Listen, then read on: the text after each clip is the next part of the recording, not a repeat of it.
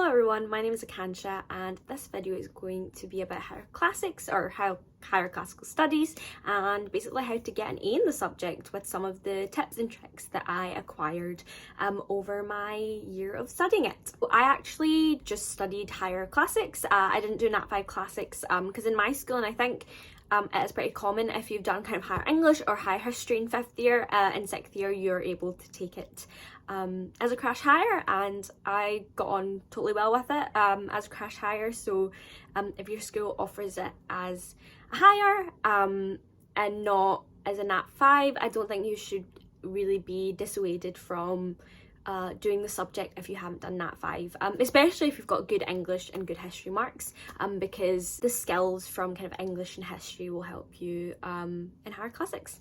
Just to mention, I got an A in higher classics last year, and that's why I'm making the video. If I'd failed higher classics, I probably would not have been making the video.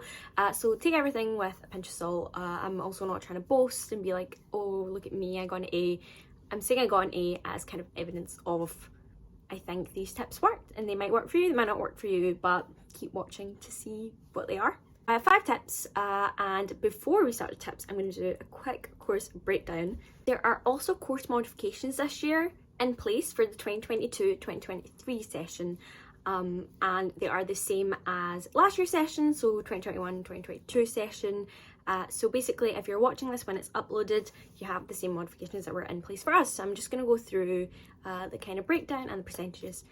Thing to mention, there is no assignment this year. And we didn't do an assignment either, so I have kind of no tips in that. Sorry if it gets reintroduced if you're watching this later on. And there are also some sections of the course that are removed, and I'm going to talk about that. So let's get into it. The classical literature paper, you do 1 essay and 1 source question, and then for paper 2 you do questions on 2 different parts of history. So one part would be on the Greeks, and another part would be on the Romans, ancient Greeks, ancient Romans. It's been a while, it's been a hot minute since I've done the exam. I have done it. 30 marks for classical literature and 50 marks for society, and you get 1 hour and 10 minutes for literature, and you get 1 hour and 50 minutes for society. So that's the kind of breakdown. So it's totally out of 80, and obviously society has the bigger percentage, although you still need to study literature because it is 30 marks is quite a lot. When we talk about literature, everyone studies kind of different plays, and then you're assessed on different themes. So you essentially have the same play, but you can analyse it in different ways for different themes. This year it says leadership is not going to be directly assessed in classical literature. I'm not your teacher. I'm not going to be sitting the exam, so I would, for areas of the course that are not covered, I would definitely talk to your teacher. They probably already talked to you about it, because in classical society especially, if there's parts of the course that aren't going to come up, I'd assume many teachers wouldn't put a heavy emphasis on it, or may not even really teach it at all due to time pressure. But that's something to discuss with your teacher. So the 2 main points are, there's 2 papers, no assignment this year, some section of the course has been taken out, and that's something to be aware of, because revising things that aren't going to come up is not a productive use of your time. So I would talk to your teacher about that. Okay, so we've talked about higher classics, how it is, how it's laid out, how it works, what will really be covered in it. So my first tip is learn the structures of the questions early on. When I'm uploading this, it is February, so hopefully by now everyone who is doing higher classics this year knows the structures of the questions, because you have different types of questions. You have 8 mark questions, 10 and 12 from my memory, and my teacher was really good. He taught us a structure really early on for the questions, and told us exactly what you need to include to get the marks, and you really need to know that, because knowledge is really important, but then how to apply it and how to structure it in a way that it's really simple, it's really easy to get marks is really important. So yeah, you should know how you should structure an introduction and your essay, how your main paragraph should go, how your conclusion works, and how many marks you can get in each section. So like, I think it was like 2 marks in introduction, 2 marks in conclusion. Like, just know the marking scheme and know the breakdown. Yeah, so that you know, like, if you're writing an essay and you're running out of time, that you know that there's marks in the conclusion that you have to get, so you should probably go to the conclusion and get those easy marks, things like that. So that's kind of a simple tip and kind of an obvious one, but I would like to emphasize it. It's like how I say doing past papers is like one of the best ways you can study once you know the knowledge. Tip number 2 is in the same vein. It's basically practice timed questions as frequently as you can and get them marked. Mark them yourself, get your friends to help you, see if you can mark each other's. Obviously you're not the proper markers, so there might be discrepancies in that, but it's better than nothing, because you want to do them and then you want to get them marked, because that's the whole point. You could get your teacher to mark them. I'm sure teacher would be more than happy to. My teacher, I have literally all of the ones I did on like loose pieces of paper so I could store them, and the teacher marked literally all my essays, all of my timed questions, and gave me really good feedback on them. So that's, I think, the best way that I learned how to do well under timed pressure, because knowing the content is fine, like knowing the knowledge and memorizing that was totally fine for me. It was the kind of time constraints and being able to get your point across, especially in an essay, not getting lost in the kind of KU, like the knowledge, and making sure you're getting the analysis and evaluation done well. Another thing that I would do that I can show you is after writing the essay, maybe even after getting it marked, I would go through and basically see how I did knowledge, analysis, evaluation / refer to the question in each paragraph. So this is my essay on role of women, I think, traditional role versus non-traditional. So in each, I don't know, maybe I'll do some B-roll, but in each one, look, I can see KU, knowledge, and I'd highlight the sections that had the knowledge, and then I'd highlight the sections that had the analysis, and then turn over, I'd highlight the section that has evaluation. And if you can see close up on it, it has ticks on it because the teacher has gone through and looked at it and been able to also identify where my knowledge was, where my analysis was, because I'd made it really clear. And you can do that by signposting, by using words at the beginning of sentences that indicate you're moving on to different sections. I know that sounds really straightforward and kind of dumb to even say, because that's like basic essay writing skill. I don't know, but I didn't really realise that until I'd done more of the essays and got in the hang of them. The third tip I have is blurting, and blurting is basically when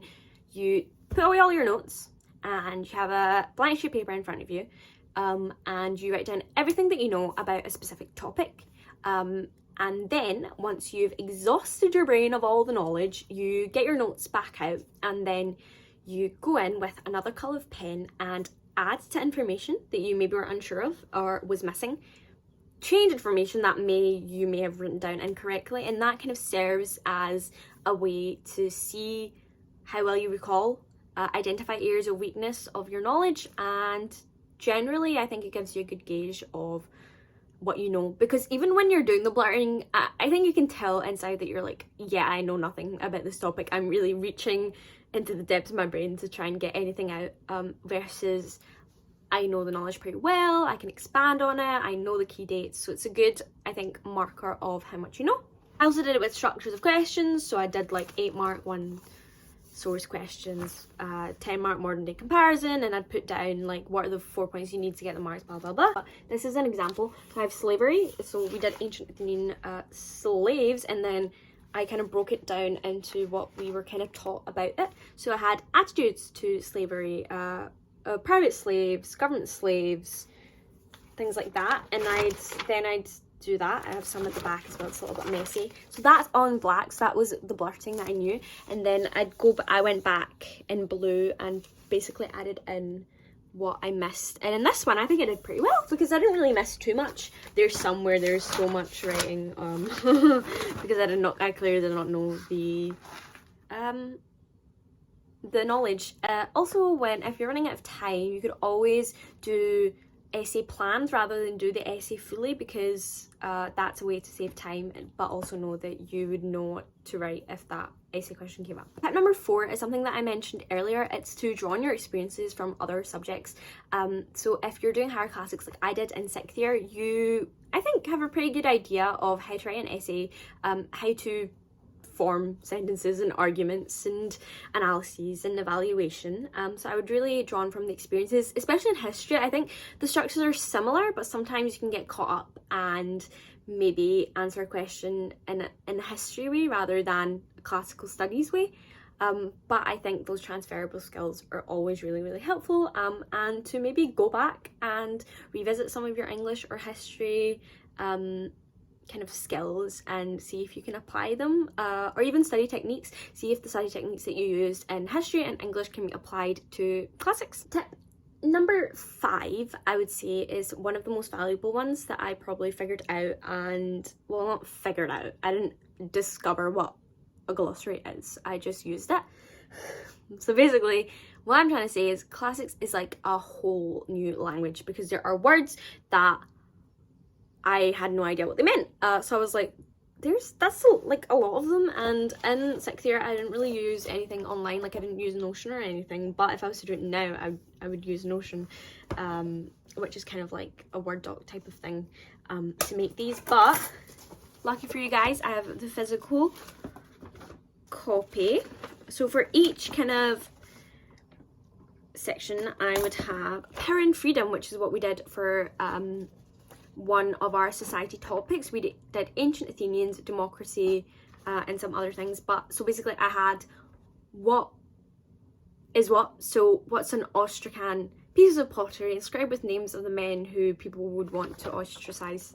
Who's Aristotle? What's an oikos? I'm sorry if I'm saying all of these wrong. Like Andrapodon, which means man-footed thing, and then that was how they described slaves and thing and dehumanization, things like that.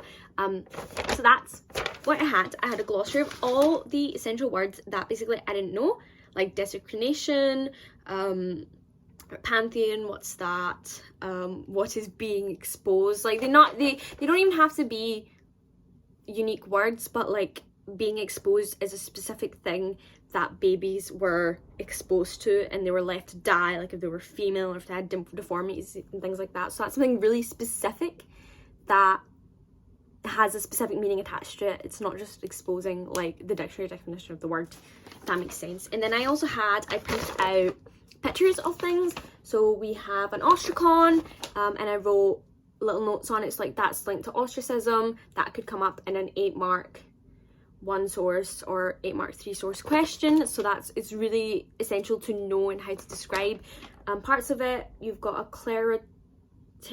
Oh, I'm sorry, I hope my classics teacher isn't watching this because I'm butchering all the words. And then I'd put what's that. Jurors will place their tickets, they get randomly selected, and you would be like, okay, what's that, what's that, what's that? So what is that? You could talk about that. Water clocks, Athenian legal system, you could talk about that. So I think that was really helpful for me to kind of get to grips with pictures and the new words. Look, there's so many here because there were so many things that I didn't know. Yeah, I can be a reassuring face to anyone who's studying classics right now and maybe is regretting it at the moment. I did go through that phase myself, but I'm here to say that hard classics is great. You will pass if you put in the effort, and hopefully you can get an A as well if that's what you're aiming for. Not everyone has to aim for an A, and that's fine too, but hopefully everyone's aiming for a pass, you know. Yeah, bye.